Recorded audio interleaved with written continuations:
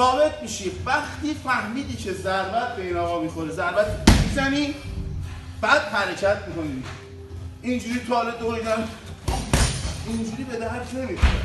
و حتما با ساق، حتما با اینجوری پا ضربه بزنی، نه روی پا. با ساق بزنی، زورشو خورد کنی، فرو کنی، پاره کنی، پاشو بره.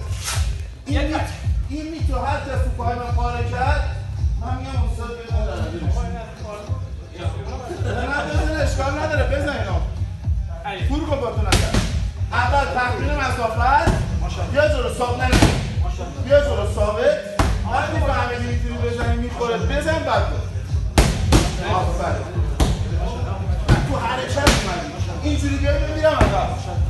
خب بیا وایستا. وقتی میدی پارک تو تق ضربه سرعت بزن برو.